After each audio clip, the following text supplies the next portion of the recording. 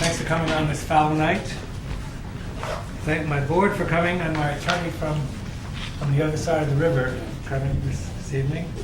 Our secretary could not make it. She's up in Olive Branch or something. Is that the name? Olive Bridge. Olive Bridge, yeah. Okay. It's 7:05 p.m. and I'd like to welcome you all to the Village of New Paltz Planning Board meeting for March 3rd, 2015. My name is Maurice Whiteman. I'm the chair. I'm calling the meeting to order.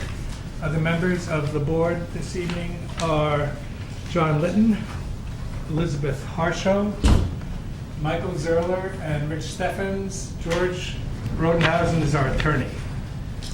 And the representative, the liaison to the village board is Tom Rocco. And here we have Pat. Right there. Okay. Sorry for that. So we have a small agenda. I won't necessarily say brief. There was one item on the agenda that is not going to be heard tonight. That's a pre-application, PB 1501. The applicant decided not to make it here from the city this evening. So we'll do that at our next meeting, which I guess will be on the 17th. We have a public hearing for PB 1410, which is a subdivision to create 2 new lots at 56 Belting Avenue. And the applicant is Rich Steffens, and since Rich is a member of our board, he will have to recuse himself from this application. So he's going to sit on this side of the table for this. And I will ask Mr. Steffens to explain to the people here and on TV land what we're doing with this subdivision. We took a larger parcel which contains a small house and have cut that parcel into 3 parts. One containing the small house and 2 other parcels. Okay. And so this evening we're talking about only the subdivision. There is nothing on the agenda or nothing that we can do about any plans that the applicant may or may not have to build houses on any of these lots. The purpose of the meeting, the purpose of a subdivision is to make it so that in the future someone can build on those lots. So the merits of a subdivision will be considered here. There was one piece of business that we were not able to do, or we decided not to do at our last meeting, which is the secret determination. And that's because we didn't have a copy of the determination from the building department as to whether they determined that the lots would be buildable lots. And we have since received that. It's dated February 23rd. Mark Jaffe, the code enforcement officer, and he said that he conducted 2 site visits. The 3 proposed lots all meet minimum setbacks and lot widths. All lots meet the minimum size for a single-family use. According to Village of New Paltz codes, the lots do meet all minimum requirements and are buildable lots.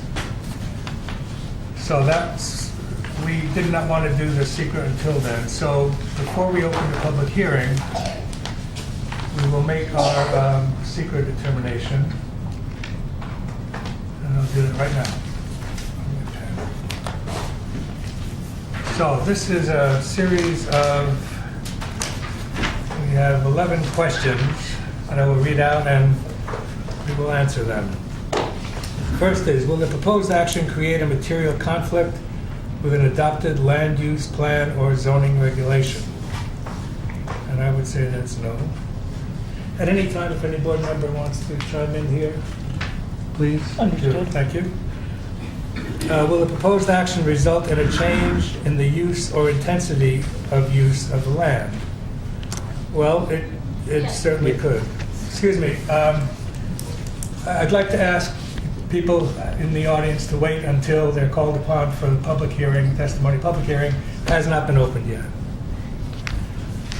Okay, so, Please reread that. yes, I will.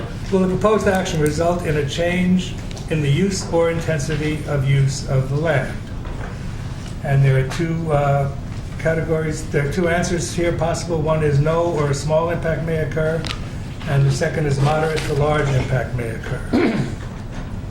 And it seems to me that this would be a moderate impact. Mhm. Do you agree with that? Liz? Yeah. I agree. Okay.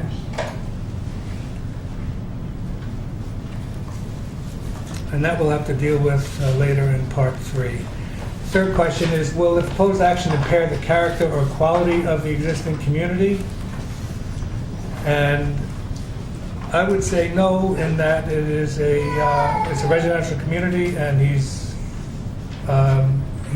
the applicant, the owner of that property, will be allowed to build houses there, and those houses will have to come before us for site plan review, and we'll be able to determine the quality of those at that point. Is that true, George? Okay. Sure. Michael? Yeah, I'm fine. Okay. So the answer to that is no. Will the proposed action have an impact on the environmental characteristics that cause the establishment of a critical environmental area? That's no. No. Will the proposed action result in an adverse change in the existing level of traffic or affect existing infrastructure, mass transit, biking, or walkway? Say no. Will the proposed action cause an increase in the use of energy, and it fails to incorporate reasonably available energy conservation or renewable energy opportunities? I would say no. Anybody? No. Correct. Will the proposed action impact existing public or private water supplies, public-private wastewater treatment utilities? No. I'd say, obviously a small impact, but it probably immeasurable. Will the proposed action impair the character or quality of important historic, archaeological, architectural, or aesthetic resources? I would say no. Will the proposed action result in an adverse change to natural resources? For example, wetlands, water bodies, groundwater, air quality, flora, and fauna? I would say no.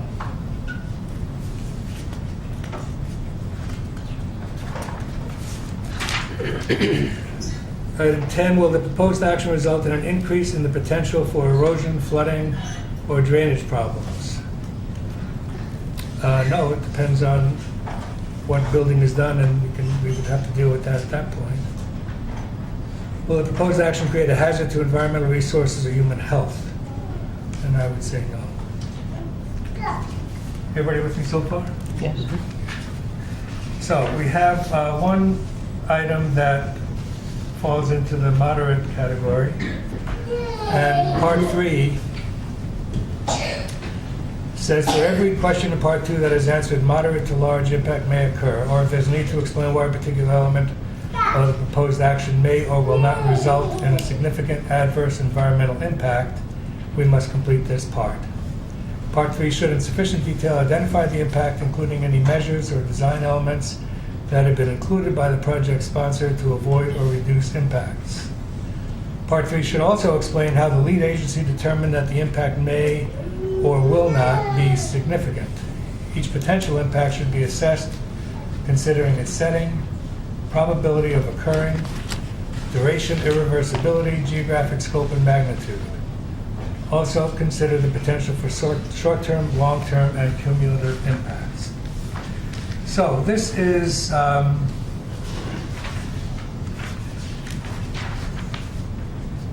the fact is that the one house that's there can become a lot with 3 houses, or three lots with 1 house each.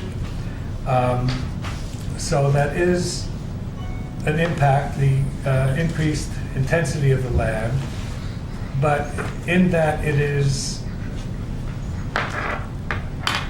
accepted by the adopted land use and zoning regulations I would say that it is an acceptable impact. So I'd like, So the question is whether it's significant or not, as secret defines significant, which is whether an environmental impact statement should be required. Because really the question is being asked. If it's moderate, it could go either way. It's moderate because it's an increase in intensity of use of tripling the use of the land, 1 house to 3 houses potentially. So it's at least a moderate increase. The question is whether that moderate increase is significant as an environmental impact that requires preparation of an environmental impact statement. So it's a different question from whether it's moderate or large. It's a question of whether it's significant from an environmental impact statement perspective. okay. And probably the most important criterion there is that it's in compliance with the zoning, in the sense that it's a residential zone for residential single-family use, and the subdivision is proposed to increase the single-family residential use on the lots. So it's an increase in intensity, but you could say it's not significant from an environmental impact point of view, or it is. I mean, I'm just trying to Right. give you the range of issues. Okay. Board members have any? So, one question I have is, the hard part here is that we're considering approval for a subdivision. Right. For which we're doing seeker. If at some point in the future, the property owner or future property owners come forward with a desire to build on the lot, we do seeker again. That's true. And so I guess, so it's hard, unlike a large development that comes in, multi-unit development, where you typically do site plan and subdivision at the same time. I'm not sure how to break this one up, because do we look at it from what could happen in the future and say, well, here's the potential impacts, or do we just look at it as a subdivision of 1 lot into 3 with no impact as a result of that, but possible impacts in the future buildings are proposed? So do we do seeker collectively or individually? And then individually on each lot according to when it's built, or do we do it collectively as a It group? has to Yeah. be done collectively because it's a proposal to subdivide 3 lots. Mhm. To answer your question, you can't break it up into pieces. Right. You have to do it all at once. And to answer your question, you have to, the intention, because it's single-family zoning, Okay. is to put a single-family home in each one, so you have to assume there will be a home in each one. Okay, And that's the increase in intensity of use. okay. So, I mean, if the question is one of significance in terms of is an EIS required, given my past experience about what typically rises to the level of an environmental impact statement, I would say this probably doesn't do that. That doesn't mean that the concerns of the neighbors aren't real and we need to take that into account as we evaluate it. But from a seeker point of view, I don't see this rising to the level of needing to do an environmental impact statement, which is a pretty substantial undertaking. Liz? I agree with that. I think there's still some fuzziness as to, since we've changed the rule about single-family and duplexes now requiring site plan review by the board, I think that some of these rules that are asking for a secret at the subdivision level makes things confusing, because that way we're putting a burden on the developer or developers. If they get 3 lots get sold to 3 different people, then each one would then have to go through secret again.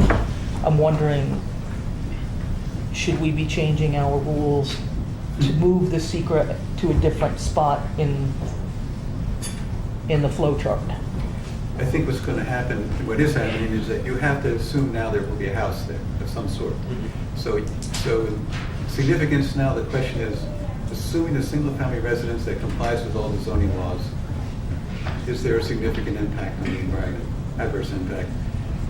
And when you get to the next stage, when somebody comes in to build a house, you look at all the site plan criteria, and you ask again, is what they're proposing going to be, significant adverse impact or even a minor adverse impact? So we will be asking You'll have those to do same. it again. yeah. Okay, Yeah. that's a definite. But of course, then you'll have more detail, because then you have all the site plan issues, Okay, 12 or okay. 14 different criteria to look at. Okay. But you So- can't ignore it now. You can't ignore it now. I should say too, just one thing, because it may be confusing, is that if you say it's not significant for the purposes of doing an environmental impact statement, you can still turn down the application. It's a two-step process, but they're not locked together. The fact that if you say it's not significant for environmental impact purposes, that doesn't mean you can't look at the zoning law and subdivision law and make a determination that it's not approvable. I mean, that's happened in a number of cases, court cases, and it's somewhat unusual, but not impermissible. I also have to say one thing, and that is that the reason this has to be done before the public hearing, and a lot of people wonder why you can't do the public hearing first and then do this, is that a court has held, an important court has held, that you have to complete the seeker review and the determination before you hold the public hearing on the subdivision. That's the Okay. law of the land now, as illogical as it may be. And that would also But I be a think reason to have the seeker at each individual. the seeker would be at the end of the public hearing would be nice, but it's not allowed. And so it's important to keep in mind that if you do a significance determination, say it's not significant for purposes of EIS, you could still deny the application. I'm just trying to tell you it's two different steps. You're not saying now what you're going to do in the end, particularly because you hadn't done the public hearing yet. Well, there have been subdivisions that would be denied for secret purposes because they're too close to a stream, there isn't enough Yeah, well- buffer, there's noise that might happen, whatever those things are, those are not at play here. This application is cleaner in that respect. It's obvious that there are people who would rather not see anything change there. But the issue for now is that we have to do the secret determination now before we have the public hearing. And we have identified that there is one item that that we think will have a moderate impact, and we now have to go through the part 3 to discuss that. We've already mentioned, I'm sorry, was there anybody else doing anything else? Okay. Did you finish, or did you want? No, I'm finished. Okay. So here, in this part 3, determination of significance, we have to say why or whether this moderate impact would be a significant enough impact to require the larger secret determination. The larger impact statement. Larger EIS. impact statement, yes, the Yes. full EIS. So, and what we said, what I said earlier, which may have been premature, but the fact is the same, that it does conform to our current code, and the building department has determined that the 3 lots are buildable, that there's enough setback, there's enough room for homes, and so that's that. So what do we, how do we do this part, George? Can I make a comment Yes, about please. that? For me, to the extent that I know seeker, which is somewhat, the essence of an environmental impact statement is, as I understand it, required for projects that, for one reason or another, whether they're administrative or construction-based, demand a level of investigation that without, you might miss important components to how that project is going to impact your community. Whether it's whether it's a comprehensive plan or whether it's an 80-unit apartment building.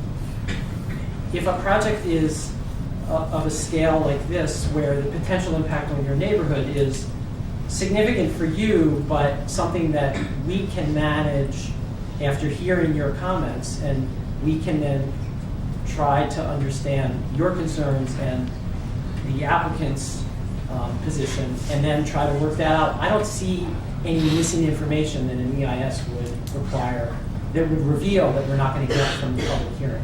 So for me, part of the reason why, although this is moderate in intensity, doesn't require an EIS, is because I don't think any new information will come out of doing an EIS, which would cost thousands of dollars and take months of time, that we won't get from this public hearing tonight and subsequent conversations. Is that legitimate? Excellent, yeah, that's exactly right. Okay, thank you. The other thing that's in an EIS that is important, part of what you just said, is the alternatives discussion. That every EIS has to look at alternatives. There's always the no alternative, not doing this action at all, which is automatic. But the important analysis is there some other way to do this with less impact? In this case, these 3 lots are pretty much all you can do if you want to put in 3 lots. Right. You can put in 2 lots, Right. but it's pretty obvious what the alternatives are, so not much to analyze. There are not a lot of alternatives, is what it comes down to. Right, and they're not, and it's not complicated in the Yeah. sense that there are lots of, that it would require engineering or traffic analysis, things of that sort, that would uncover information that we, would require professionals to provide in order for us to understand. Right. So, And I don't remember where this came up, but I believe it's the case that if there were only 2 lots made of this property, then the larger of the 2 lots could be made into a larger building, even a Right. two-family house. Is that right? And if you go look at the code, I don't know if that can be done. yeah, I didn't know. You've already got 1 house on there. But that lot would be built, it would be large enough that it could be torn down, because it is a... Or converted small into a house. 2-family house. Yeah. Possibly. So, I mean, from my perspective, the character of the neighborhood as owner-occupied single-family houses, or mostly owner-occupied, I guess, would be preserved in this situation, probably better than if it were 2 lots, which would be the only alternative that I know of. I mean, obviously, one alternative is don't do anything.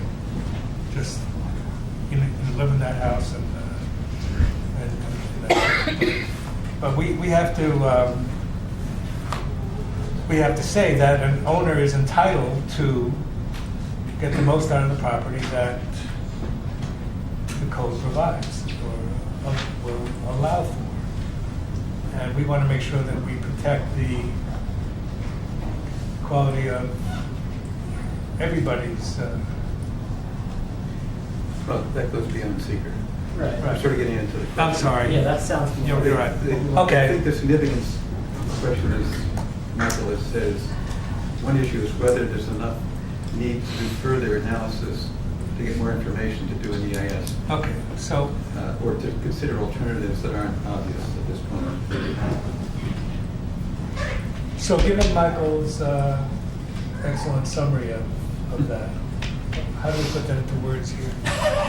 This is why we need our sanctuary. You opened your mouth, Michael. Sorry. No. It's being recorded, I hope. Yes, it is. Okay, so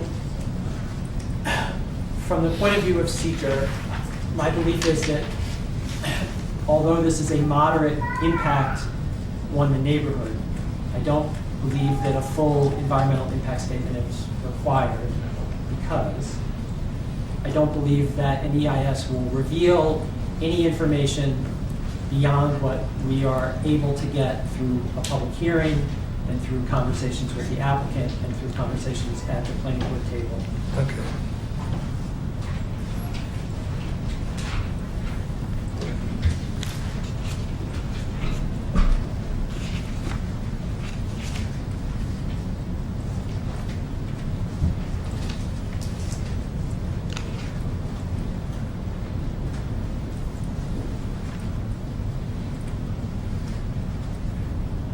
So a full EIS would not reveal any further, do we say environmental impacts? Is that what?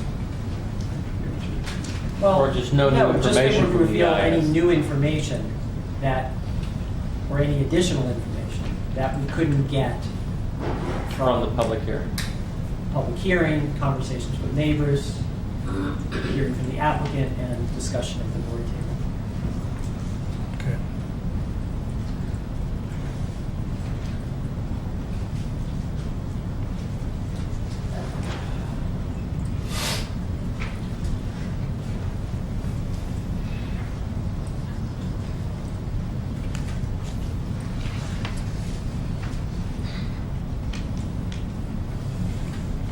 Okay, so a full environmental impact statement would not reveal any additional information that will not be disclosed during the ensuing public hearing. Yeah, and then you had referred to the building department letter that should Yes. be in there that Okay, the building department has confirmed that the proposed use and lot sizes are consistent with the zoning and subdivision law.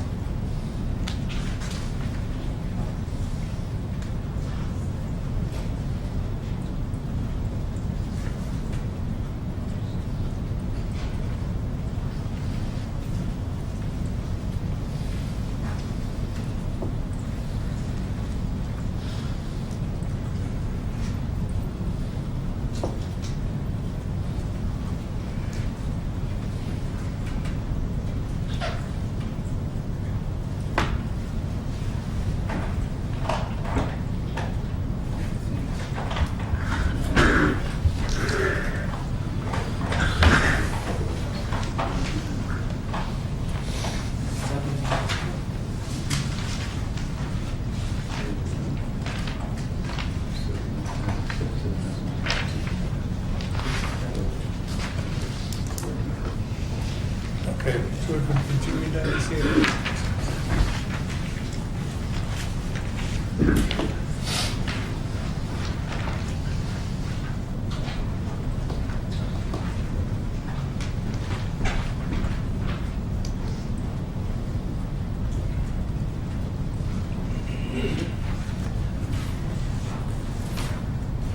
Okay, so what I wrote was that a full environmental impact statement would not reveal any additional information that will not be disclosed during the ensuing public hearing. And the building department has confirmed that the proposed subdivision would result in 3 buildable lots that conform to existing subdivision law. So that's that.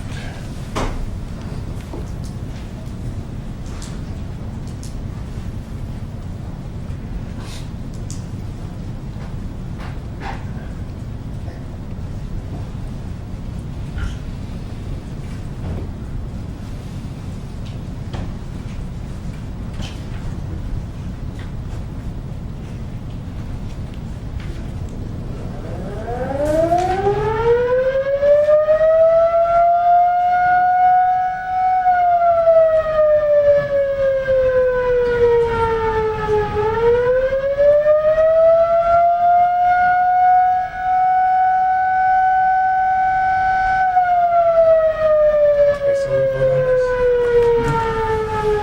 The siren stops? Okay, may I have a motion to accept this short form environmental? So moved. Thank you. Are we voting on a negative declaration? Yes, really the motion should be whether or not to have a negative declaration. Okay. I have a motion to accept a negative declaration on this application, negative declaration for seeker on this application. So moved. Thank you, John. Second, Michael, thank you. All in favor? Aye. Aye. Okay, motion carries.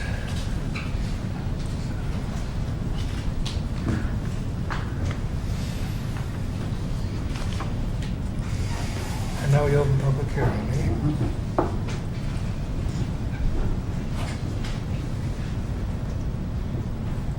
Okay, may I have a motion to open the public hearing for this application, subdivision PB 14-10? So moved. Thank you. Second? Second. Thank you, John. All in favor? Aye. Okay.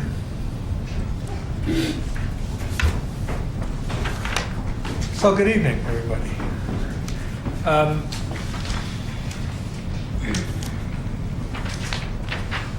So the nature of the application has been explained. You've probably seen the drawings and spoken to people about it. We are welcoming your comments that address the merits of the application. And I ask you to limit your time speaking to, I want to say 5 minutes. And if someone else has said what you're saying, please just make it short and say, I agree with that, and that's that. You will be addressing the board, not the applicant. This is not a question and answer thing. This is where you just make your comments. And after we close the hearing, the board will discuss. Can you say something, Mike? No, Okay. just listen. Okay, so if you have anything you'd like to say, please raise your hand.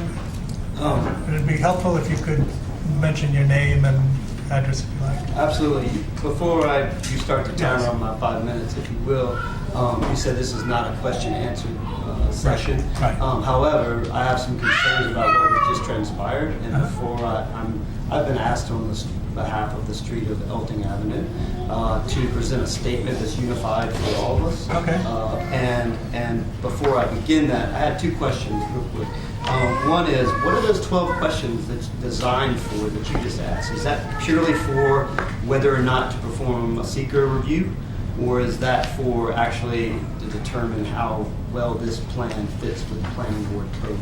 Well, the short form application is a determination of significance. If we had to do a long form, if any of these questions failed or were significant, then we would have to ask for a full environmental impact statement, and that's that. So that's what this was for. That was all to define whether or not to ask for a full environmental impact That's right. statement It solely. was a negative declaration of significant environmental impact. All 12 of those questions, including the ones whether it increases traffic and so forth. That's right. Okay. Number 2 is in that questioning. Sorry, I don't know your name there. George Rodenhausen. Mr. Rosenhausen. You had said that that you have to assume, according to law, that there will be buildings on that when doing an impact study, environmental impact study. But you had said earlier, Maurice, that that tonight we're only talking about subdivision as a pure subdivision decision. Why don't you have to also factor in the contingency of also building on those lots in this decision? Well, the buildings will be will be applied to us separately. They will. This is not. We aren't approving any buildings here. We don't know anything about what his exact plans are. You know, he can build 3 houses on that property. He can leave that one alone. He can tear it down. He can do other things. But those decisions, that approval, is done when he makes an application. We don't have any application now, and he can't make an application until the subdivision is done.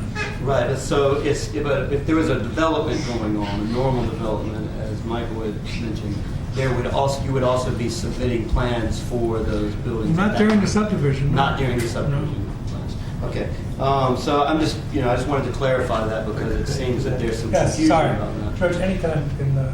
Well, you asked whether under the subdivision law, when you're doing subdivision, shouldn't you consider what's going to be built there? You do consider that to the extent of making sure it's a buildable lot, that there's nothing about the topography that prevents building, that it's not a cliff, that the land is usable. You make those considerations part of the subdivision. But you don't look at the details of the structure that's going to be there because nothing's been proposed. Right, but the idea is that intent is there, isn't it, right? The intent to build is Well, we there. have to look at the maximum impact, so Right. we have to assume that that's what's going to happen. So you have to assume that there could be building. May I ask a clarifying question related to what Taylor's asking about? So the town board, the town planning board, for instance, right now is reviewing a subdivision for property that would be subdivided by the Mohawk Preserve. So the way they're approaching it is they're looking at a house that could be constructed on this 19-acre parcel. And they're looking at the house because they want to understand what would be most impactful. So they actually have laid out what the house, specific details about a house that could be constructed to give the town planning board a sense of, a full sense of the subdivision. Because it seems like it makes sense to do that, or else you're not necessarily grasping the full impact. And the explanation was a house that would be of X size and a driveway of X and some other details, even if it's not being proposed, gives you a sense of what is most impactful to give the planning board a better sense of whether to approve the subdivision. I don't know whether the town law requires a site plan review for a house such as they're proposing for that property, for those 19 acres. If it is not required, which is the way we used to have it here, that someone would be entitled to build a single-family home as of right, and we would never see it. We changed our law so that we are able to see it. We will approve it. The town may not, and this may be their only shot at making sure that this is a reasonable application. I don't know. I can't say. Is there anything that you can add to that? Right. There will be another, there's a site plan requirement for every single house now in the village, only the village. It's very unusual. So George, what we're looking at really, to clarify, is we're looking at the general. We're not looking at the specific house. We're looking at the general aspect of a subdivision, but not the specific individual houses, which will come later for site plan review. We have changed our law so that we have the opportunity to review. Exactly. Yeah. Yeah, and for purposes of the environmental review, the board just did assume that there would be a house there. I assume they assume whatever house is allowed by our zoning, which is 2.5 stories or 35 feet tall, and fit within the setbacks. So that was the assumption of the environmental review. Having that general outline behind us, now they have to look when the application comes in for the next house, exactly what the details are. Exactly. Yeah. Can I say one thing since you referred to something I said?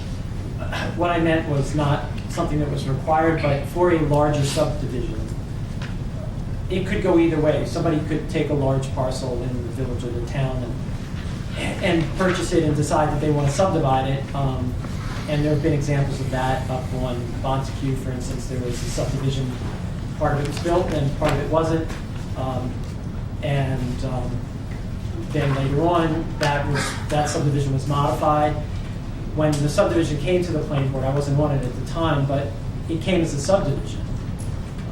Subsequently, houses were proposed. At that point in time, they were allowed to be built by right because we didn't have the law we have now. But what I meant was that for larger projects like that, typically the builder assumes that they will be putting houses there, and so they will often show on their subdivision little squares where the houses more or less might go. That is still fit within.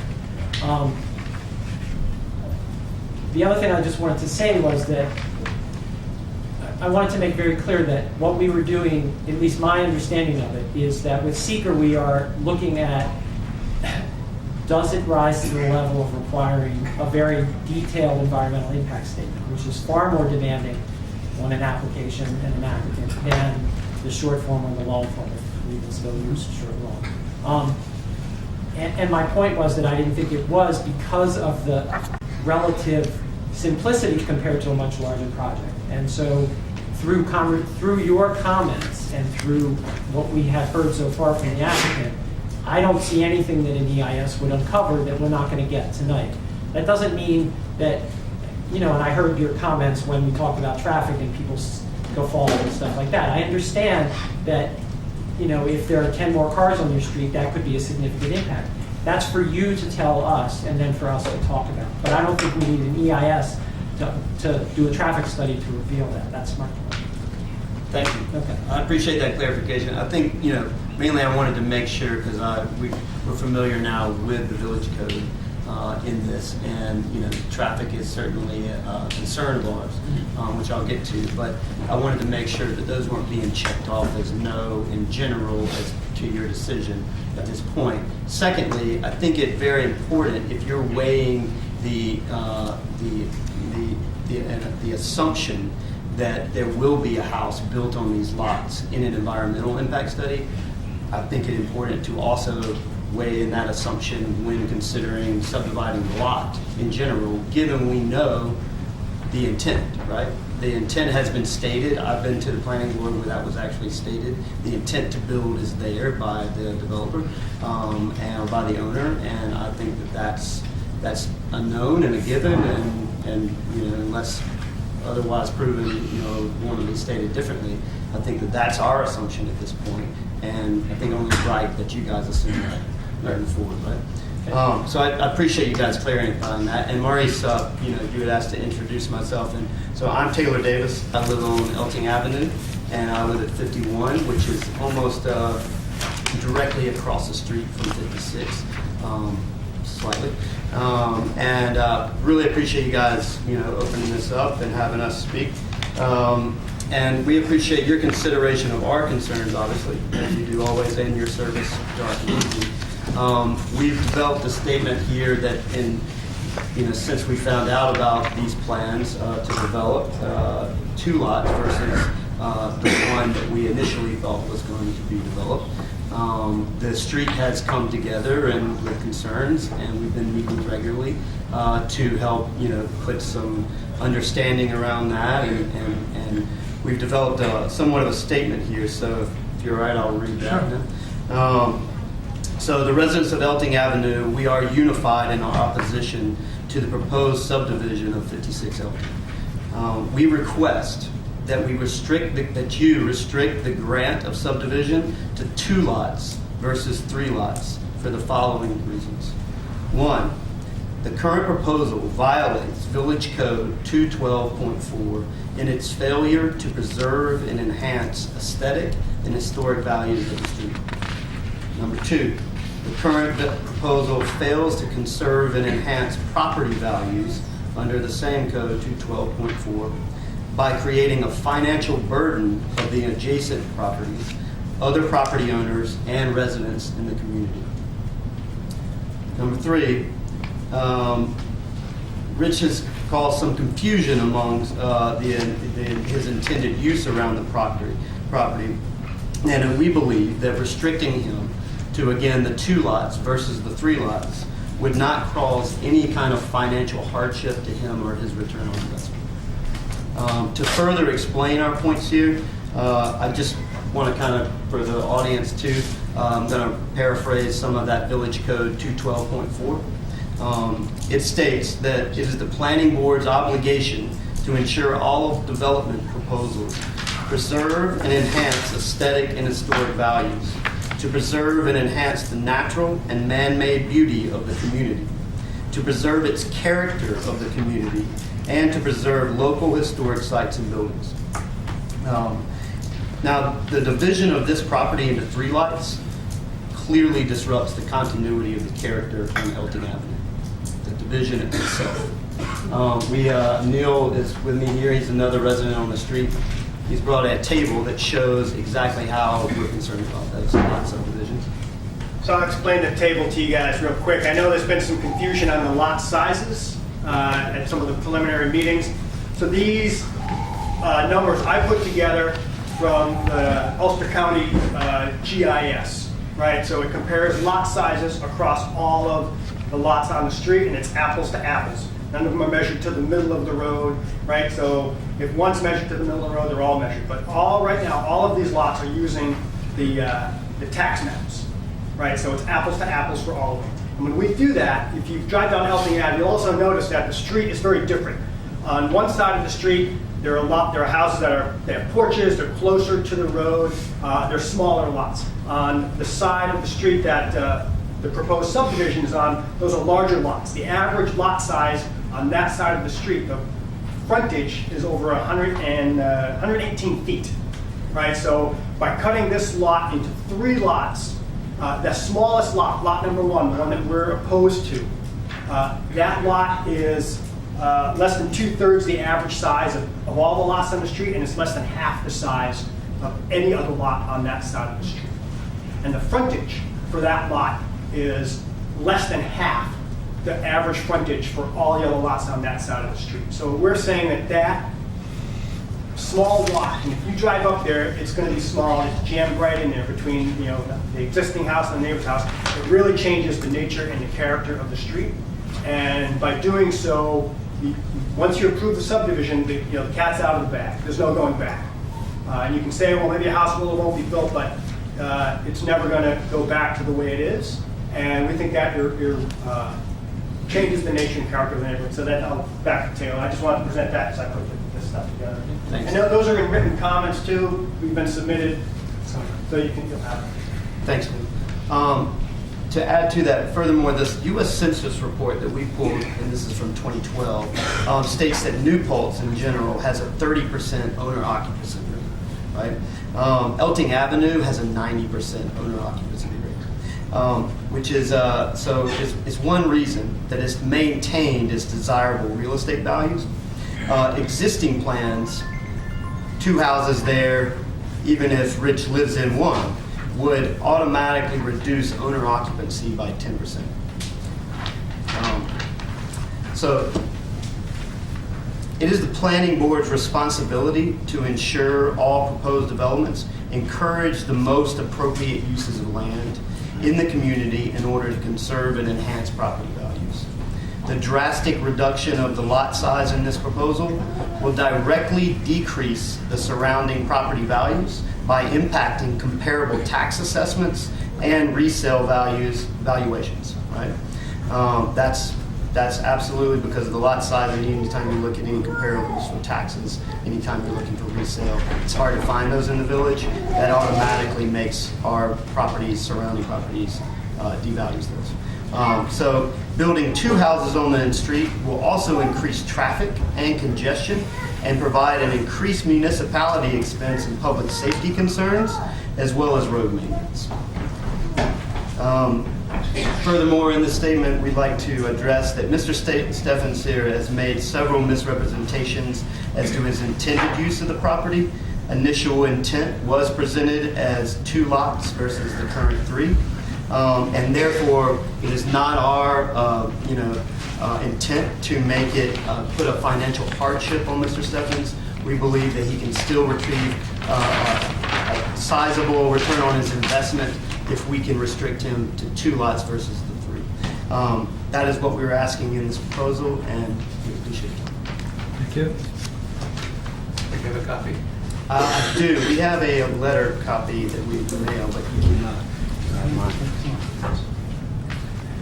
And that has the lot. That's different from. Did we get that way? Yes, you should have that letter. We dropped it before 4 o'clock today. And it also has the Yeah, I think that's in the back. tax map. If you have, yeah. I didn't see it in this. I put it in the hand of the secretary myself. Okay. No, I don't need it. Yeah. It seemed like a different letter. Lisa and Curtis? Yeah. If you don't have it, we can absolutely make more copies, but you should. I put it in her hands today, so. Yeah, that's not a mistake. I'm sorry. Actually, Brogan did tell me that she put it in our packets. Which one are we looking for? What are we looking for? All right, well, Maurice, just Yes. so that I'm clear, so I've used my 5 minutes, it sounds like, in Yeah. speaking Yeah. here. You know, I'm about to pass over. I also have a personal statement that I've written, and so I'm fine with you guys having that. I think it's, you know, it's important as well, but if you guys are deciding that I'm cut off here, I understand. But I'm I happy think to hear your brief personal statement. I'd appreciate that, you know, I'm happy to wait as well if we want to let others speak here. So I don't mean to bogart. You're on a roll, let's go. Okay. So I just wanted to tell a personal story. You know, this is really, you know, something that we're passionate about, obviously. But so I moved here 6 years ago with my wife before we had children, and we moved to New Paltz mainly because it's a progressive town and it's got a great energy. It's got a small community and a great public school system. You know, our realtor Terry Jacobus, she drove us around and we decided on Elting Avenue. It was presented to us over and over as kind of the sweetest street around, and it is also very safe. It's close to the park, and we certainly have found that to be the case. Our house was built in 1868. It requires a lot of maintenance and you know, kind of upkeep, but preserving its historic character and, you know, charm are very important to us. Both of my daughters were born in the house, and we take pride in being good neighbors and are happy to be a part of this community.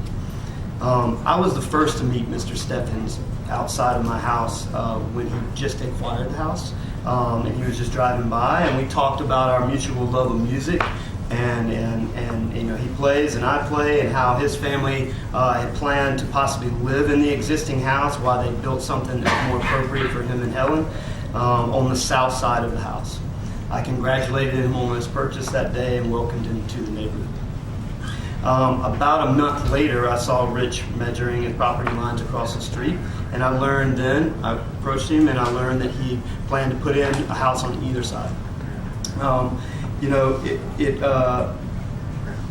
the story that he told me and the neighbors, and what we have as a letter, I think that we've submitted as well, to the previous owner in an email statement of his intent, was that he, you know, he planned to live in the house until they built a new house for himself on the south lot, and that while he does own some rental properties, he didn't tend to rent to students, and he doesn't normally do that, and that he also said that his future plans included reselling the existing house once he built his new one.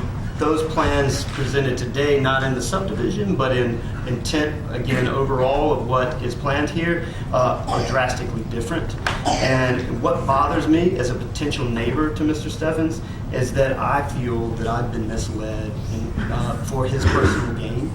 And he shows no interest in, after repeated tries, in preserving the historic character and aesthetic values that Elting Avenue has to offer. His proposal directly threatens my safety of my family and my neighbor's community interests, right? I'm happy, and we're happy to welcome Rich to the family, to our neighborhood, his family, but not at the detriment of our own property and community values. I ask that you, the planning board, the protectors of our community in this case, please consider the impact of your decision. Thank you. Okay, I'm kind of building on what Rich says. If I'm not jumping in, but we kind of have an order here. So let me introduce myself. My name is Neil Vitez. I'm a homeowner and resident of the village. I live at 47 Elting Ave. Some background, I also met Mr. Steffens when he was out there. I like my neighbors. I met everyone on my street right when I moved in. Talked to him, he said, "Oh, you're not gonna like what I'm doing. I'm gonna put a house here." And I was like, you know what, I think that's okay. I think I'm not opposed to all development. I think density is good. As an environmentalist, I think it's good to have density. More people walking the village, buying stuff, more people living in the street. So, and I was in favor of one house.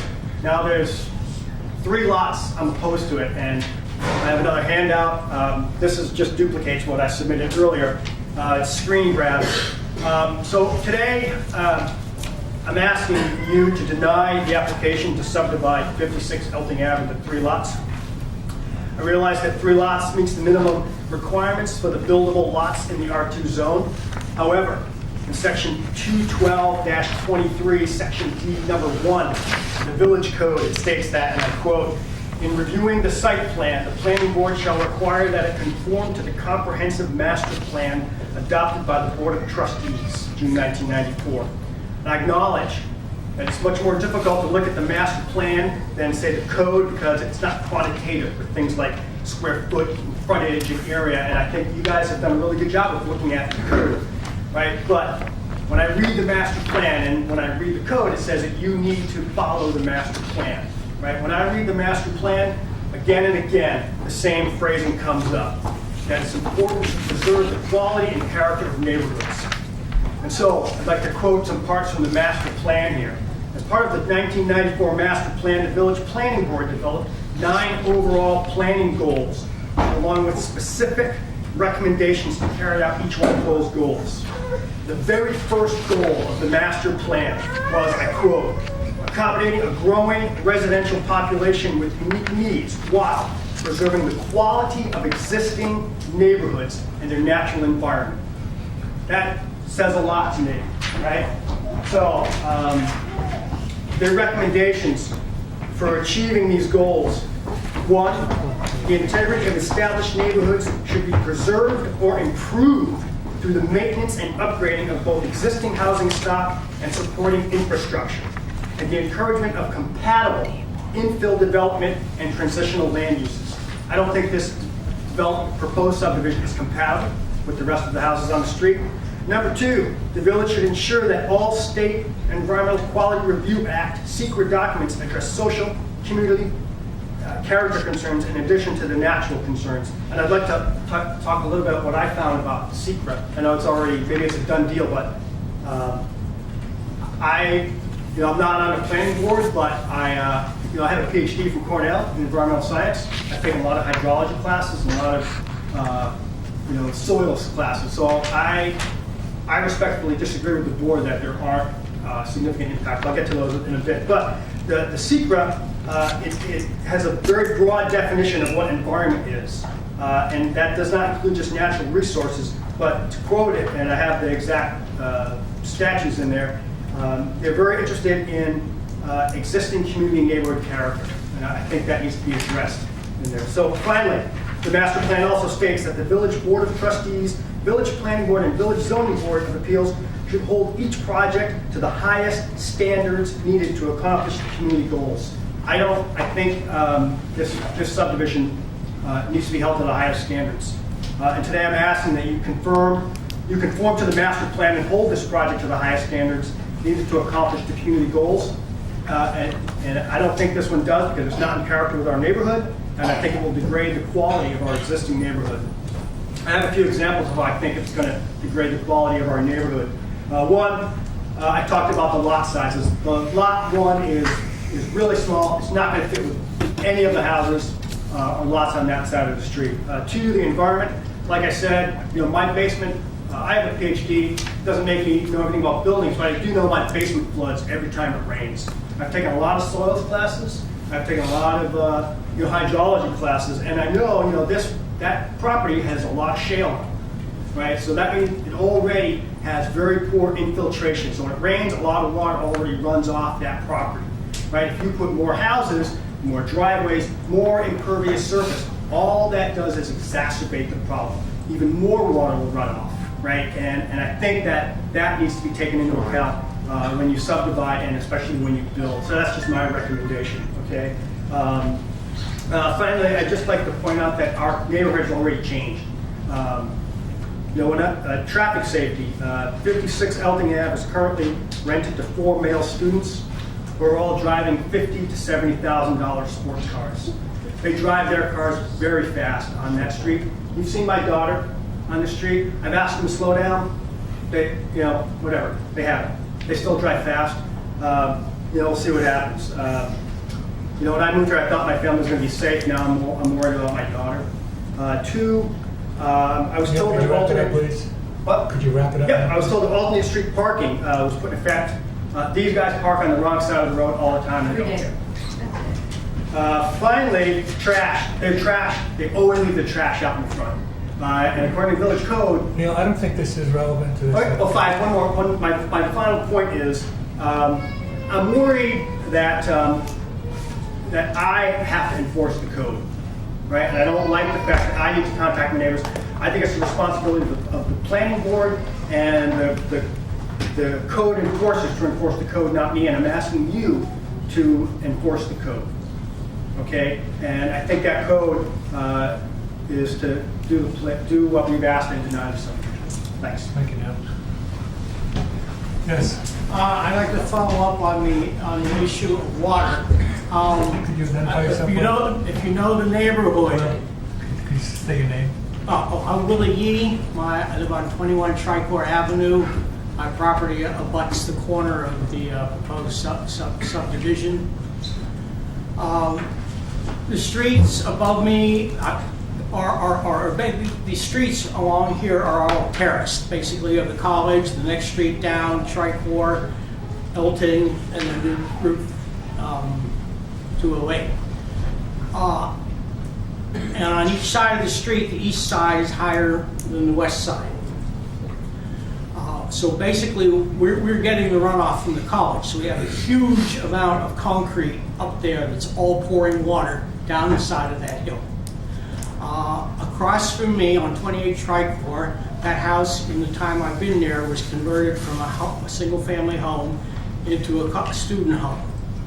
Then, to accommodate the students, almost the entire yard was turned into parking lot. Now all that land that was available for absorbing water isn't there. It comes right down to my house. I've had to regrade my driveway. I've had to upgrade my sump pump system, and I still have to put up a barrier in front of my porch during heavy rains because of that water. That water is draining into the lot below me and into the present lot. If you put a house on there, the footprint of that house, plus the driveway, plus whatever trees get moved, are going to remove that part of the land from the hydrologic cycle. And it's going to be the east side of Elting Avenue that's going to suffer for that. West side. The west side. Right, so that property itself will be fine, but the water is going to be going from there over to the other side. And that really needs to be studied because it's going to affect every house, at least 4 houses on the other side of that street. More important to me is having a house in that small lot, especially if it ends up with students, is going to generate traffic through my yard. I already have a problem with a kid who's got relatives on Elting and Tricor coming through my yard, and I'm about to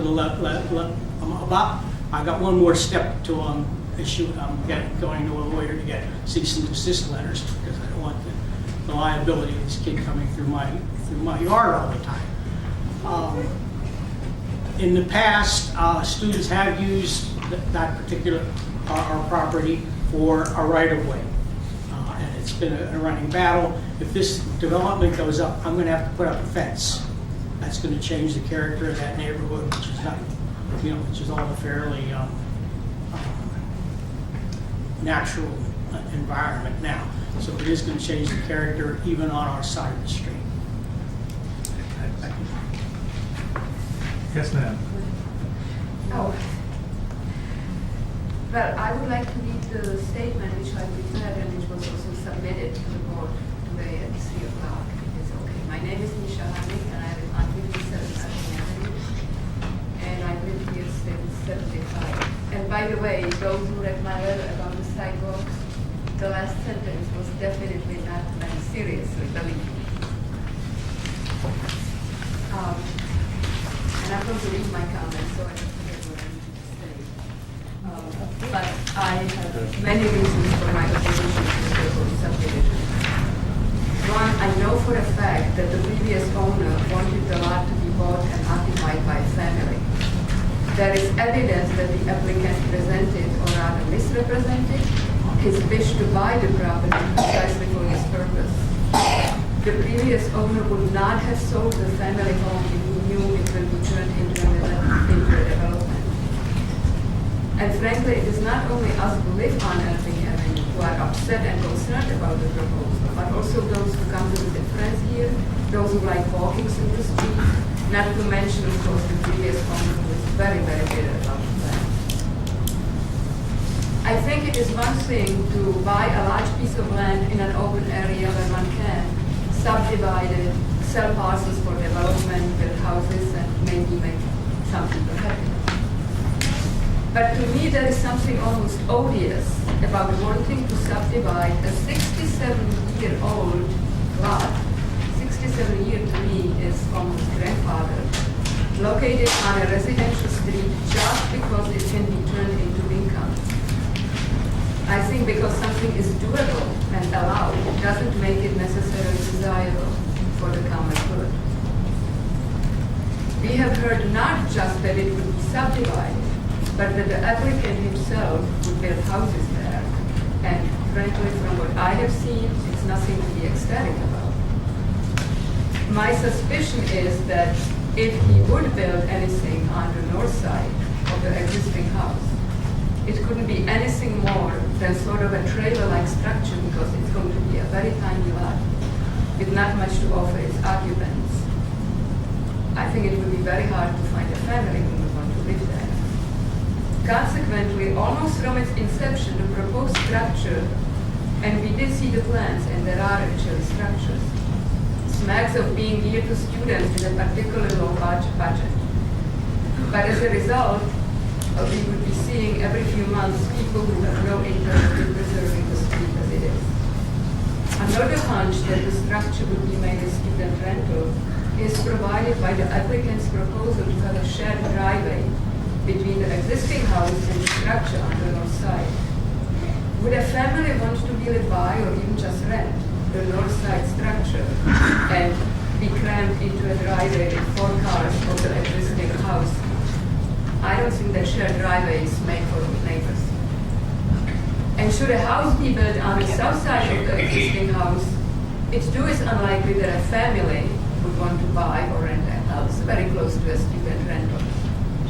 Housing for transient occupants, I believe, has no place on a family-occupied street.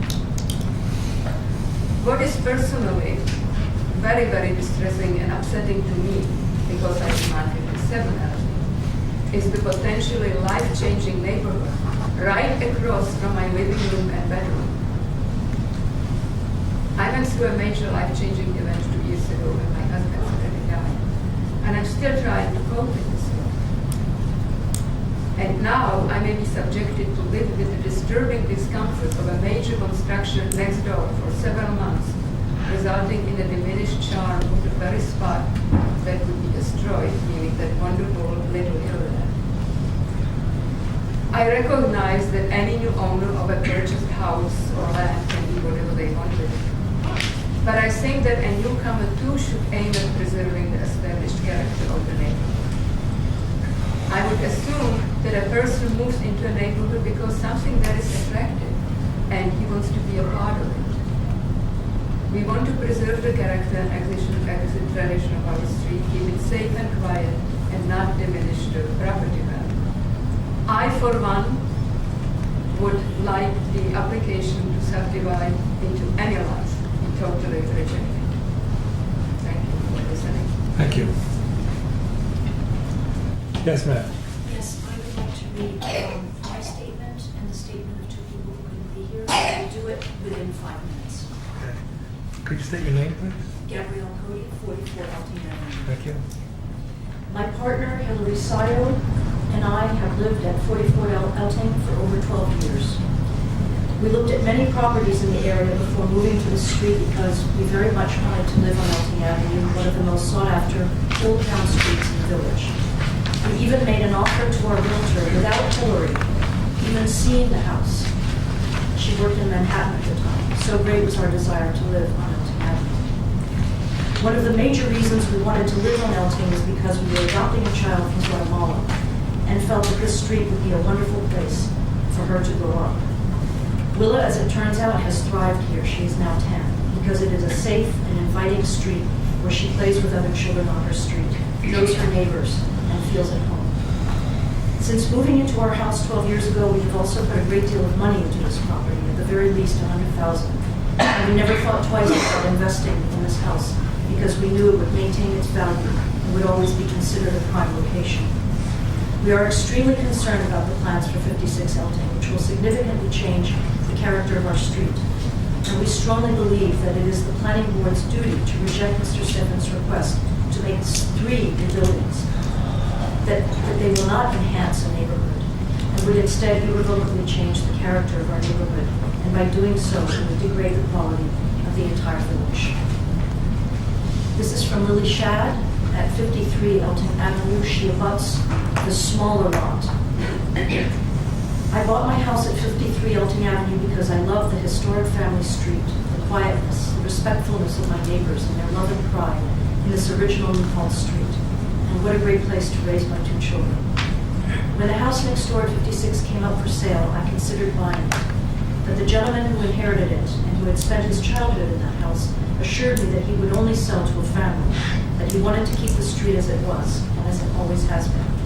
Unfortunately, I became quite ill when the house went on the market and was sold to Mr. Steffens, who told everyone on the block a very different story than he tells now. For one thing, he said he planned on living there himself. Now 56 Elting has already become a parking lot, and Mr. Steffens only has the 1 house inhabited so far. He wants to build 2 more. It will be quite a mess when he gets finished with it. Cars everywhere and overloaded, tipped over garbage cans. The peace and quiet, the integrity of this historic street will be no more. There is nothing wrong with enterprise and making a buck, but must it be everywhere? Will there be no original old New Paltz left untouched? Lastly, from Alice Andrews, who lives on Tricor. Dear Planning Board, I'm writing to support my neighbors on Elting Avenue who wish to limit the division of the property at 56 Elting Avenue. I've lived on Tricor Avenue, the street next to it, for almost 16 years. First, for the record, I love my street for many reasons, but mostly because of human nature. We likely evolved to attach to local place. A lot has changed on the street since I moved there in 1999. Back then, there were many families on Tricor, and my daughter had a sweet childhood, playing with all the kids on the block. But that started to change slowly, and before I knew it, several of those homes became student housing. The house next to me had some students living in it, the landlord expanded it, and now there are about 11 students living there. The house across had a family living in it, but now it's a rental property with 4 bedrooms. It's currently for sale, I believe, but I'm told that it will likely be sold as student rental property. And there are several other houses subdivided for students on the block. There's a sorority behind me. In theory, I'm fine with all of this, and I'm certainly not complaining, but I'm missing something. Neighbors rooted to this place that I call home. The students come and go, as students are wont to do, and that is a huge loss to me. I love Tricor because it's home, but I wouldn't wish for Elting to go the way of Tricor. I don't even know how this happened to Tricor, but it did. Even if the proposed houses at 56 Elton were guaranteed to be non-rentals, and I don't see how that is possible, it's just not fathomable that 2 prefab homes squished into this property will enhance this area. In fact, in all likelihood, it will diminish the aesthetic value and character of this historic street. And being that none of the items in the code you're looking at has to do with the enhancement of the property neighborhood, it seems unconscionable for me to put one man's profit before the quality of life, socially and aesthetically, of everyone who lives on Elton. For the love of community, your community, I hope you will consider not granting permission to devalue and diminish one of the more beautiful streets in the village. Thank you for considering this and for your contribution to our community. Sincerely, Alice Andrews. Thank you, Captain. Yes, sir. Harvey Gregory, I live at 20 Mohawk Avenue. However, I resided at 44 Elting Avenue from 1949 to 1972. The proposal in front of you contradicts some of the statements that the village is trying to maintain by having integrity of family homes versus rental properties. And I agree with the young lady in front of me, if you put a small property in that, I guess it's called Lot 2 or whatever it is, right next to the Munsterberg's old house, it's going to have to go in a long east-west direction. Now you're talking about a shared parking lot. I walked by it the other day, 4 cars in the driveway, a shared property driveway is not going to work, particularly if it ultimately ends up being a home divided into college residential type of situation. If I'm driving down, as many of these people have done, that street in Elting Avenue, it is one of the most charming streets in the village, and I see this house crammed into a tiny lot, I'm not going to want to buy that house because it's not in keeping with the rest of the houses on that street. So my suggestion is deny that proposal. I also would agree with this gentleman in front of me. This whole street is built on rock. The house next, 42 Elting Avenue, has a space, maybe 8x8 basement because that's their basement. The rest is rock. 44 Elting Avenue has a rock in the basement. The Krajiceks, when Mr. Krajicek built a small pool in his backyard, he had to bring in a blasting situation, jackhammer, to dig out the small pool. So the lot to the right, or to the south end, is probably also nothing but shale. So the construction of that whole situation is going to be, and I agree, water comes down from a higher elevation down, so the people on the west side of Elting Avenue are going to have additional runoff if you put more housing into that type of situation. So I concur with, even though I'm not a resident of Elting Avenue, I have still issues with the street. I love the street. It's a great place to grow up, as these people are saying, for kids, for families. It has the architectural quality of many places that don't have it in the village. I would suggest the board deny that proposal for 3 divisions. 2 I can live with. I don't like it, but I can live with it. Thank you. Thank you. Yes, ma'am. My name is Lisa Byron Curtis. I live at 33 Elting Avenue, and my husband and I have lived there for 22 years. We came to look at the house there. It was over our budget. It was a mess. It was a disaster on the inside, but we fell in love with the street. We recognized that it was a that was rapidly disappearing from our landscape, and we just fell in love with the street and wanted to raise our family there. It's been a wonderful place. The neighbors are wonderful. There's a sense of community that it's hard to describe unless you live there. I don't think they make neighborhoods like this anymore. So I echo what everybody is saying here about just a wonderful place to live. But I would also like to add a slightly different perspective to this. I have served as a tour guide on historic Huguenot Street, and I can't tell you how many times I would end my tour and people who came from all over the country, all over the world, would say to me, whose idea was it to put these apartments in here?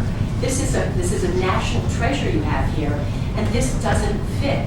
And they said, what kind of planning board allowed this? And I'm not sure if there even was a planning board in those days, but the point is that it's there.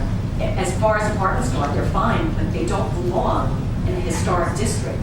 And it takes something away from that character of that neighborhood, I believe. And I believe that this subdivision would do something to the character of Elting Avenue that once it happened, we would never get it back again.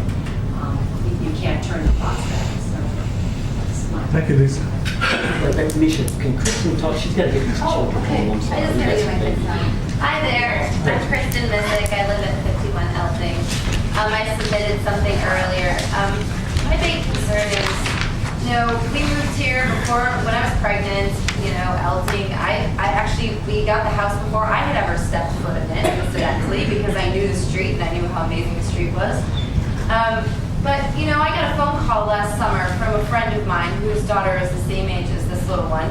And I was just shocked and horrified when she explained to me and described the conditions on Church Street.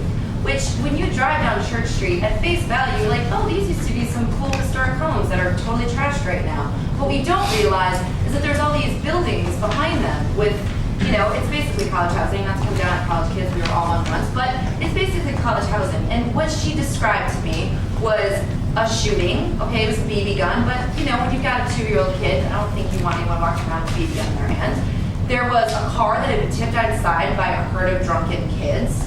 There was noise pollution, drug needles on the side of the road, and her babysitter, who's a college graduate, is afraid to walk in broad daylight to a more yellow pool with a stroller. And that was seconded by my friend, who's a grown woman who lives in New York City, who said, yeah, there's a bunch of shady characters on that street.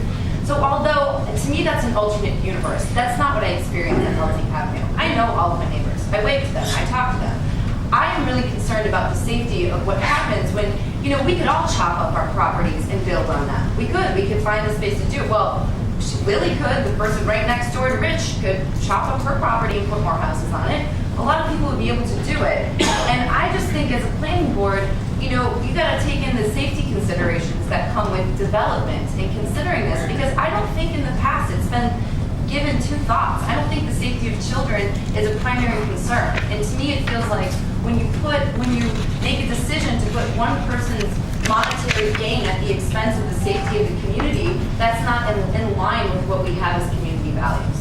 So, I appreciate everyone else's points. I, stand in solidarity with everyone here. But my major concern is these guys are racing down the street at 50 miles an hour. And if you're, for us who live on the street, we know that little kids live there. We take our time backing out of our driveways. We look around. We drive slowly.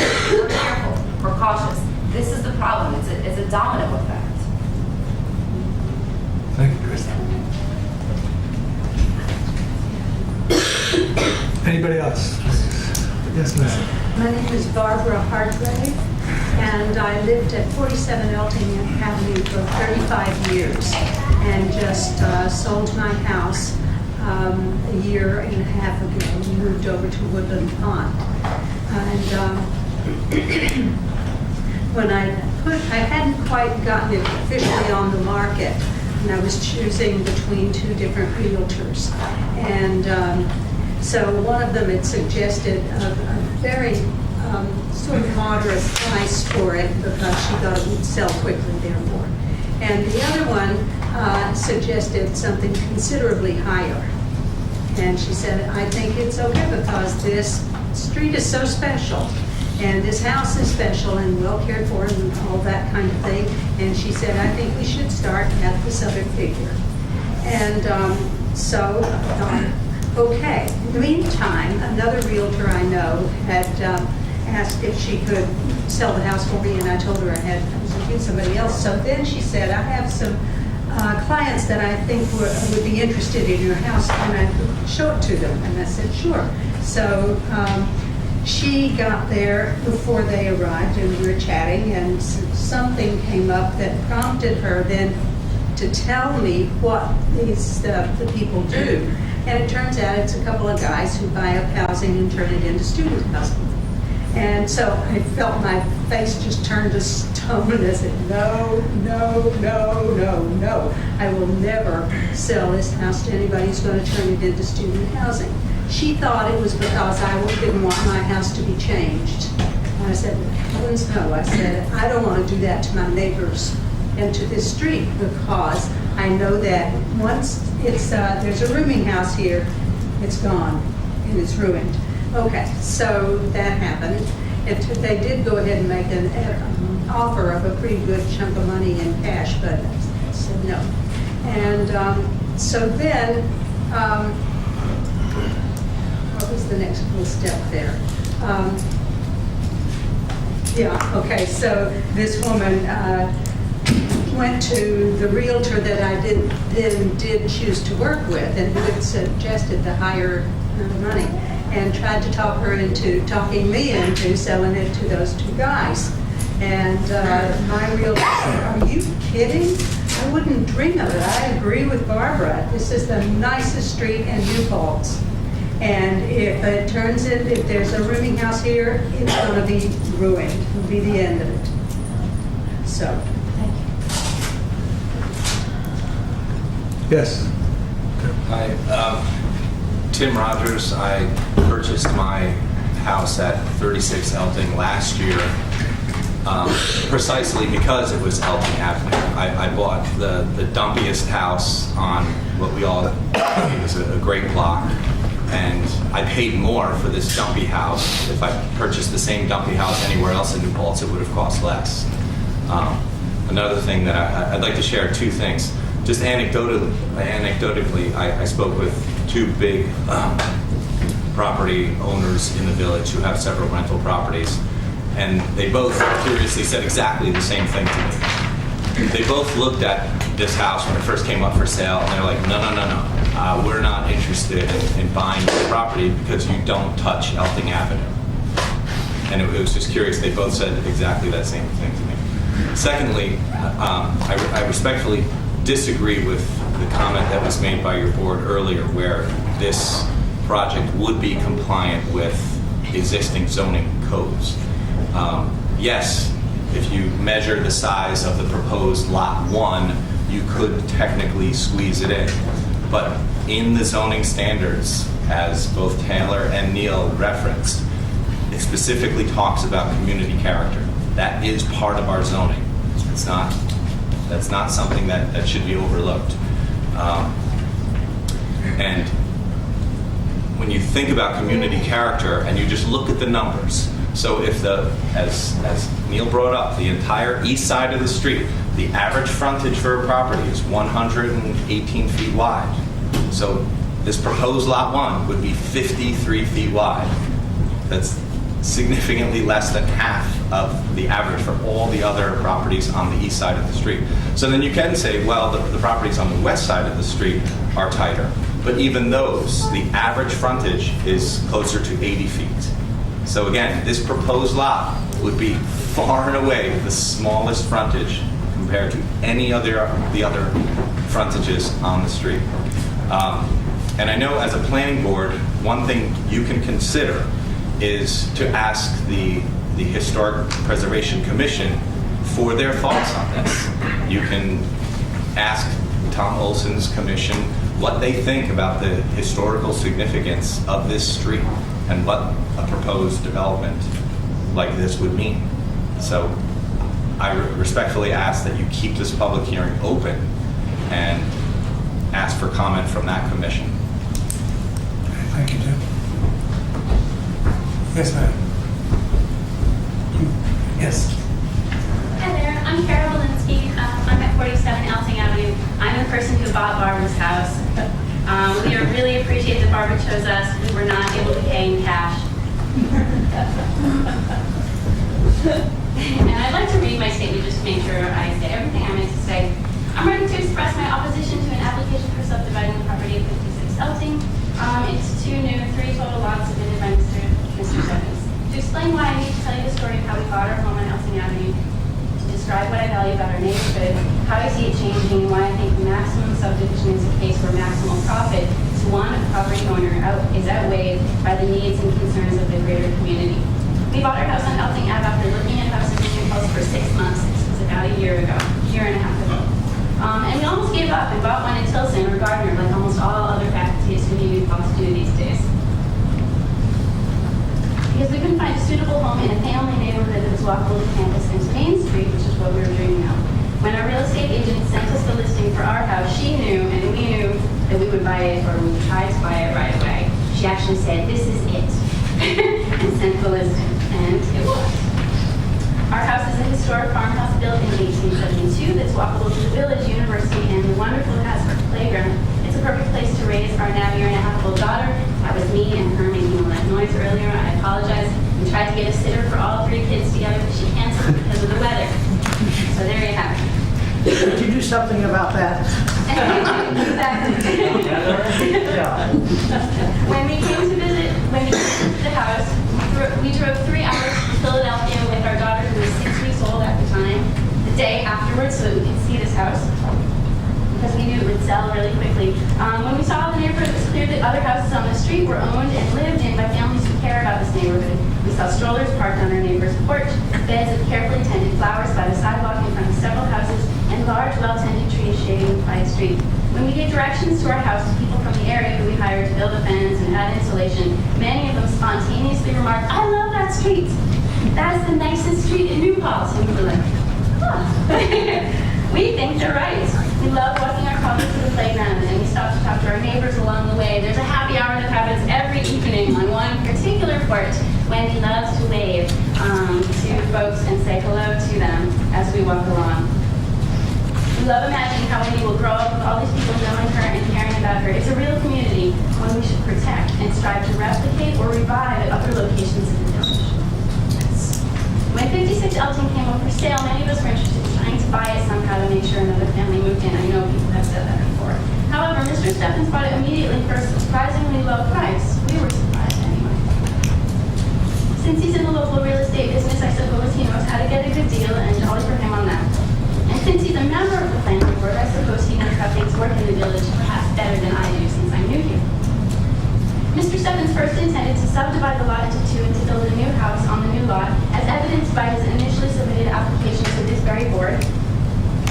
If he did just this and built a nice new house to attract a family, I'm certain he would make a tidy profit on the two houses, or he could enjoy living in one himself and sell the other. Perhaps it wouldn't be a maximum profit, though. For maximal profit, Mr. Stephens is now asking to subdivide the lot to the maximum, squashing in three tiny houses with little space left for the landscaping, porches, private driveways, garages, and yards that would attract families, and a higher price on selling. This would mean that they will most likely be rentals. Additional rentals will alter the character of our neighborhood, which is currently 90% owner-occupied, as you know. There are only rentals on one very tippy end of the street. And we can already see it changing with the students who are now renting the existing house at 56 Elting from Mr. Stephens. I mean, we've heard a little bit of this before, but I couldn't hear everything since I was toddler watching. Note that I have nothing against students. I enjoy teaching them. I'm faculty at SUNY New Paltz. I love college students. They are amazing people at a really interesting and unique time in their lives. But because they're only living in an area for a short time, they don't generally view their rental house as their home, and nor should they. And they don't generally view themselves as being our neighbors since they're just passing through. They're not generally attuned to small children and their needs. They're not generally understanding how quickly or slowly someone should drive in and out of a driveway when you're an apple lives across the street from you. They're not always really careful about their garbage. They don't always shovel their driveway and then they rev their sports cars really fast up and drive them into the snowbank because it's the only way they can get one or two of the cars inside the driveway. Further subdivision at 56 Elting, and especially subdividing into the maximum 3 lots, would erode our neighborhood further. From what I understand, the function of the village planning board is to use the village code and the village master plan to decide when an application for subdivision intended for profit to a single individual is outweighed by the loss in profit, property values, quality of life, aesthetic, and historical values for all other individuals in the community. In cases where this is true, the board should reject the application. Mr. Stephens' application represents exactly this type of scenario. One man's maximal profit would change the character, continuity, and economic value of all the other properties on Elting Avenue, and by extension, those of the entire village. In addition, if the board were to accept Mr. Stephens' application as is, the board would be setting, or perhaps continuing, a precedent of failing to uphold the village code and the master plan, which explicitly includes preserving neighborhood continuity, historical and aesthetic values. I know these are things that you cannot measure, and I know that we may have different feelings about what is aesthetically pleasing and what is not aesthetically pleasing. Carol, excuse me, I need to ask you to wrap up. Okay, You're over I'm 5 wrapping up. minutes. If we want New Paltz to remain an attractive place to live and to visit, and not just an attractive place to profit by housing students, then the board must act to reject this and other similar applications. I urge the members of the planning board to reject Mr. Stephens' request to make 3 subdivisions at 56 Elting Avenue, because by ignoring the village code and master plan, this subdivision would irrevocably change the character of our unique neighborhood, and by doing so, it would degrade the quality of the entire village. Thank you. Yes, sir. Hi, Curtis, 34 Elting Avenue. This is piling on. There's been a tradition of educators living on Elton Avenue for many years, 50, 100, who knows. College professors as well as public and private school teachers have found homes on Elton Avenue to raise families and pursue their dreams. If Elton is allowed to go the way of Tricor or Church Street, precious resource and tradition will be lost to New Paltz forever. What makes New Paltz different from Highland, Modena, Clintondale, Rosendale, etc., is the tremendous value we put on education. If educators cannot find quality streets to live in our village, we will lose valuable resources that cannot be replaced. I do not believe that a family of young educators would want to inhabit or be next door to houses with shared driveways, no basements, no garages, that are squeezed into a lot by a few feet. These will become student houses, and owner-occupied homes will suffer. Please understand that the New Paltz Village needs homes that will attract people who can be a valuable asset to our community. as a planning board, I hope you will plan and not just zone. And let me just say that on the corner, you got Don DeLeo, who was a professor. My wife's a teacher. Eddie Taylor next door there. Chris, what's Chris's last name? He's a professor. Then the sisters have lived there forever. They're teachers. Mr. Clicks was a teacher. Mr. Quinn was a teacher. Barbara, Ron. My mother. Him and his mother. And these, I mean, it's an unbelievable street for that reason. And when you need people to work at the library fair, when you need people to organize the Memorial Day parade, it's not going to be realtors and students, etc. It's going to be people like this that are going to show up and donate their time and make the village what we need it to be. Thanks. Thank you. Anybody else? I have a statement from a neighbor who could not attend. Okay. This is a statement from Stu Robinson, who is the athletics director at Sweeney Post. He lives at 59, so he's also based in the street.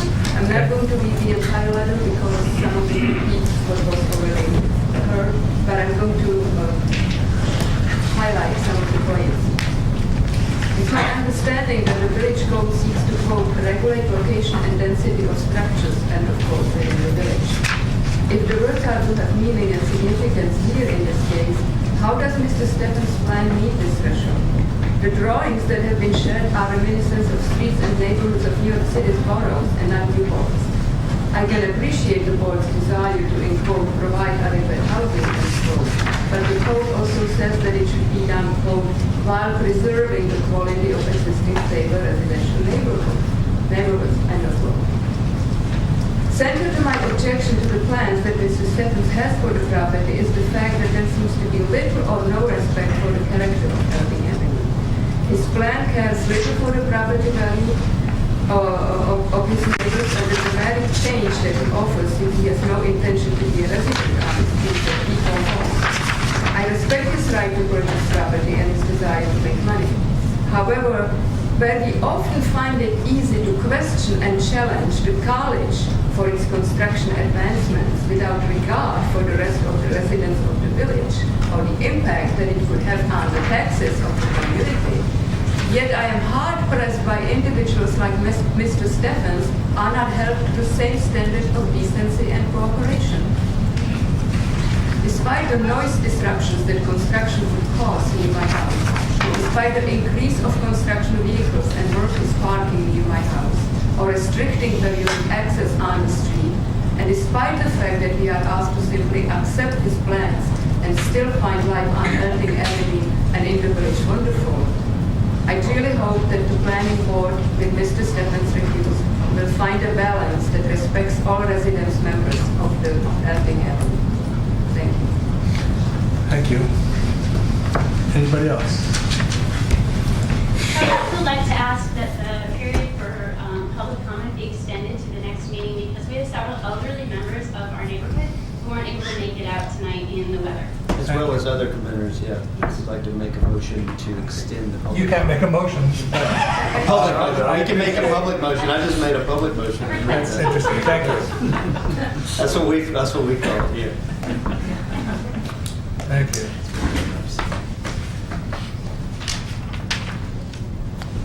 Okay.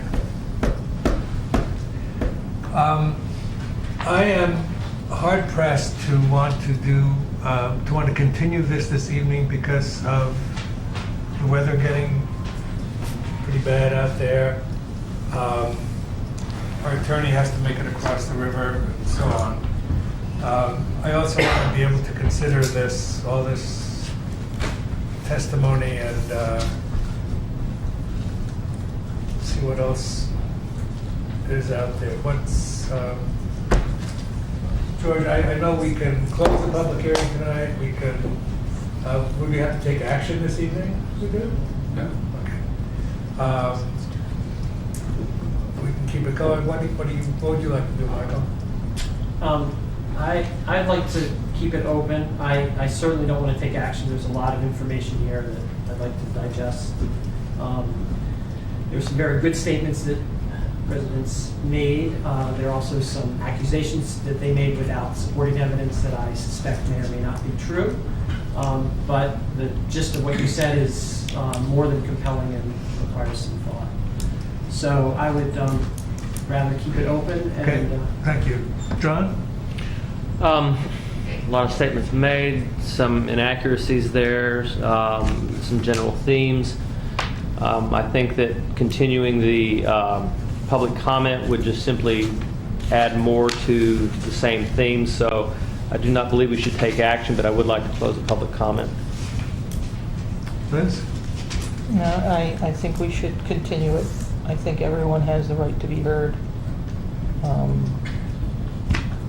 And that's, should be continued. Okay.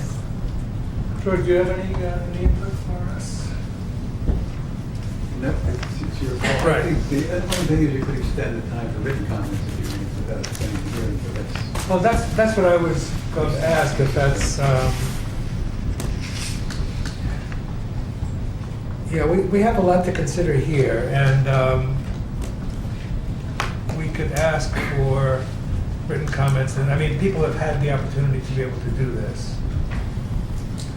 I would rather not keep the public hearing open unless there's some compelling reason for it. Michael, can you, Weather alone.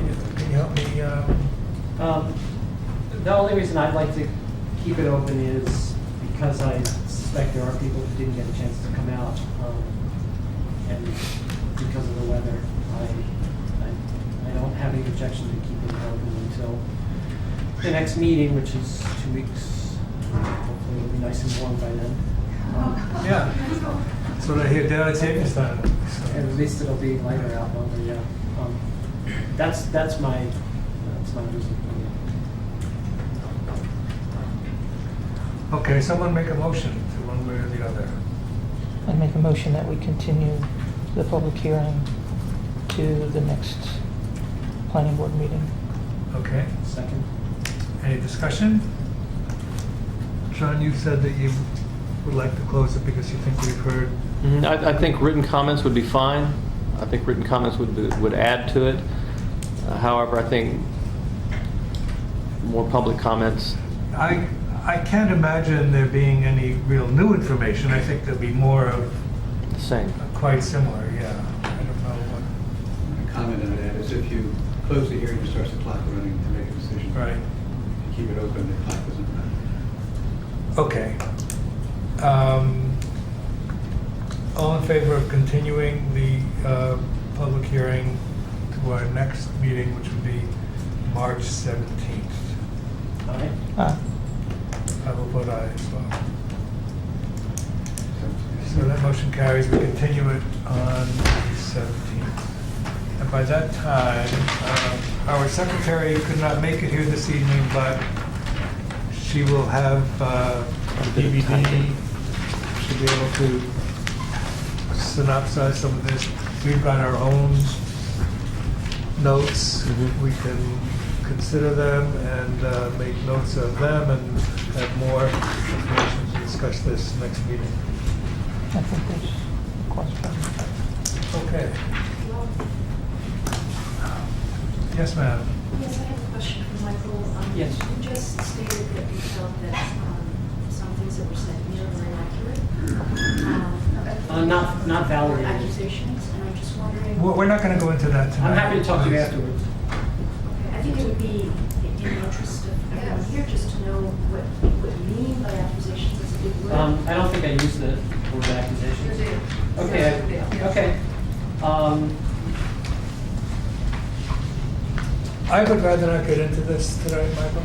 Okay, I'm happy to talk to the entire lot of you after. Earlier on, Maurice, when we were talking about the, Chris, whatever it is called, you kept referring to owner occupation, owner occupied, and there's really no evidence that this is going to be owner occupied, so I'm just wondering if that changes any of your conversation about. Well, there's no evidence about anything. There's no evidence that this is going to be a trailer-shaped house, that it's going to be, I forgot the other terms that were used, besides, prefab houses, student housing.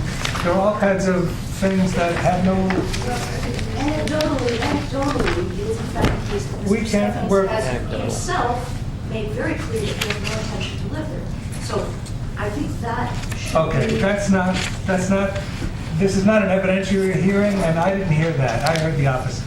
But that's beside the point for now. So we have voted to continue this until our next meeting. And I thank you all for coming, for your participation. And we'll see you all in 2 weeks, I'm sure. Sorry?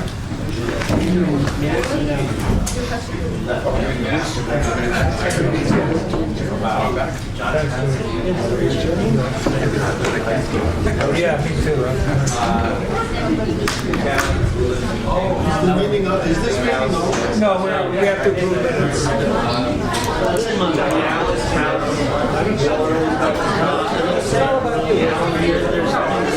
Excuse me, everybody. Excuse me, have your attention, please. We're continuing to meet. If you'd like to leave, you can discuss outdoors, outside. Oh, I just like going on there. Thanks for coming. Thanks for your time. No, sure. Thank you. Okay, so the only other item on the agenda this evening is the minutes. Minutes, yeah. Michael was not here, so he doesn't have anything to say. Do either of you have any No, questions or comments? Do you have a motion to approve the draft minutes from last meeting? So moved. And a second? Second. Thank you. All in favor? Aye. I have a motion to adjourn. Move to adjourn. Second. Done. Thank you, sir.